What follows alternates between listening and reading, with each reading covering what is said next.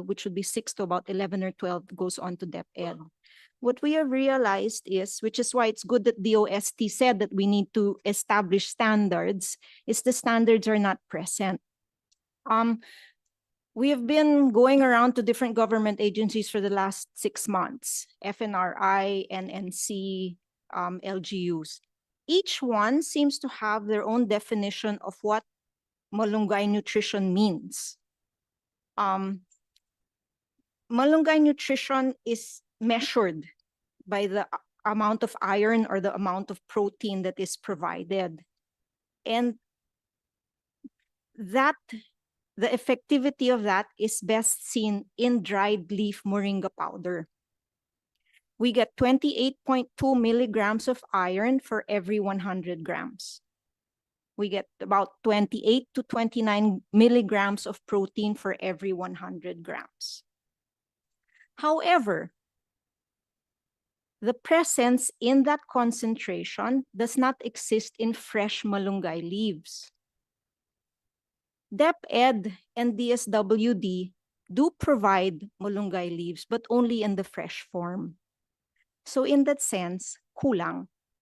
So when DOST says we would want to set product standards, that is part of what we would want to do. Because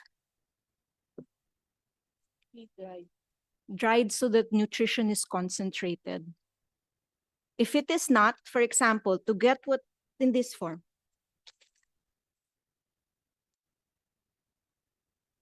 what do you mean? We dry the leaves. No, wala po sa fresh. It is not. Sa fresh, ano gagawin mo para makuha mo We yung dry nutrient? it po first. So what do you need to dry? Dry it in the air or you Solar have a dry. machine? You can dry, you can solar dry, but ideally not under the sun because nawawala. Solar drying. So there is a process po. So mechanization na to. Yes. That the LGUs So, can do it's and the not, co-op can do. Parang sinasabi mo, kung leaves lang yung fresh moringa, hindi maganda. It's not enough. Kailangan ma-process. Yes po. So it has to do, you have to have a processing Madam Chair. equipment. Yes. Ma'am, yung sinabi mo ngayon is it's about quantity, no? Not quality. Kasi sabi mo pag fresh moringa, ibig sabihin andyan pa rin yung nutrients, pero in quantity kunti lang kumpara sa na-compress mo pag yan ay dried. So yung mangyayari po, for example, kung gusto po ng bata ng 1/3 Reni ng iron, kakain po siya ng 100 grams of fresh leaves. Fresh. Oo. So that's option 1. Kakain po ba siya ng 100 grams of fresh leaves or isang teaspoon lang yes, na dried. exactly. Ganon. Okay. Yes. So yun pala Pero the thing is kasi when we talk to the DepEd based school-based feeding program, yung preference po talaga nila is fresh. At medyo mahirap to change their position eh. Because of the gulayan sa paaralan. So for example, Bong has gone to the principals in his province in Albay, and even if he has the dried, hindi po bibilhin ng DepEd doon kasi hindi daw covered. So even if he knows that the nutrition content in his product is better than the fresh leaf, he cannot sell it. Nung ipinasa yung masustansyang pagkain para sa batang Pilipino, which is the DepEd feeding program, pinasok ko doon kasi I want a market for yung mga farmers natin producing milk. So pinasok ko doon na they have to buy milk from the local farmers to feed the children kasi yung mga children nasa probinsya sila eh. Kasi nakapunta ako sa isang co-op sa Pagadian City, yung dinistribute nila yung cow na binigay ng OSAID sa mga asawa ng farmer. Tapos yung mga asawa ng farmer, binibili nila yung milk sa asawa ng farmer. So may women empowerment kasi binibili nila.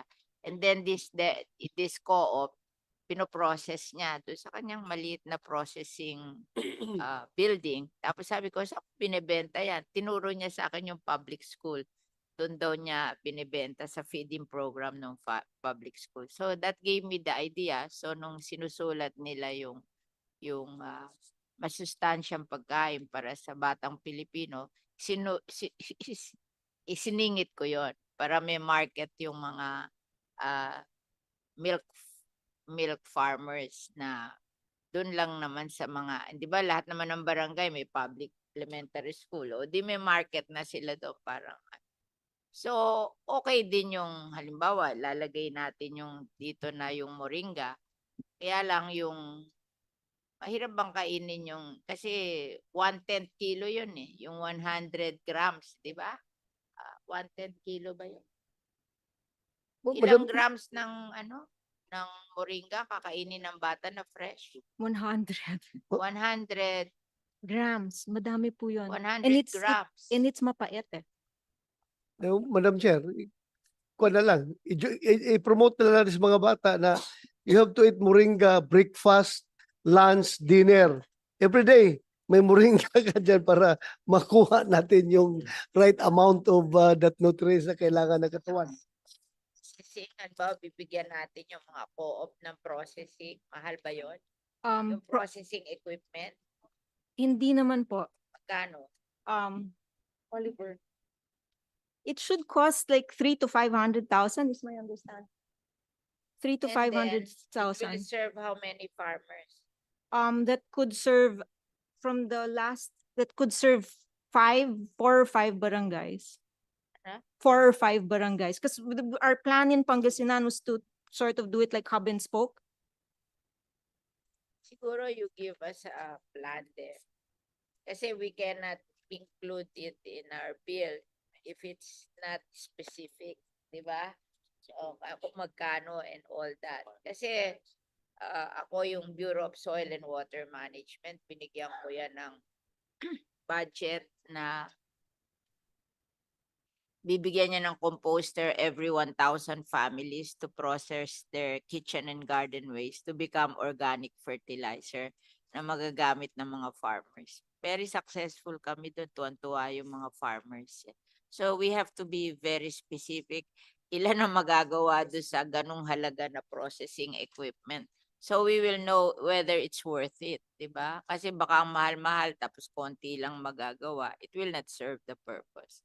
So you have to have a study of that so that we can, and if ever in the technical working group, we have to know. Kasi we will find out how, if it's so expensive that it's not worth it, di ba? Okay, go ahead. So there is the option to dry it, regular drying that the LGUs and co-ops can do because it is low cost. There is the other option, which is to spray dry. Spray drying makes the moringa soluble. So if the moringa is soluble, you can mix it in any milk product. So in La Union, what they are doing now is they're using soluble moringa because the child in general, mapait kasi po yung moringa. So pag hinalo yung moringa sa gatas, maayaw din eh. So Yung isa ko, ma'am. po, yung sinubukan nga po namin ngayon is spray dry. Yung spray dry po is soluble. So parang it's like Milo or it's like Tang. You put it in a liquid and it dissolves. The nutrition is actually even more Pero hindi concentrated na in mapait. very, very slightly. It sort of tastes like dahon. I mean, you know it's there's an organic matter there. Ma'am, yung pandesal, yung moringa pandesal. Ang sarap, Pandesal masarap ha? also, Masarap. but the same way, no? We have to make sure that the dosage is there. Yung ginagawa po ngayon is may mulunggay pandesal, pero madalas naglalagay lang para magmukhang may konting green. Pero yung sustansya na kailangan ng mga doktor ay hindi talaga sapat. Senator, I if doubt it kung kakainin ng mga bata ang mapait, di ba? Miski ako nga, matanda na, hindi ako kakain ng mapait. Senator, if I can just add, Yeah. during our study po, we placed the 9 grams po, so close to 2 teaspoons of the malunggay dried malunggay leaf powder po in pandesal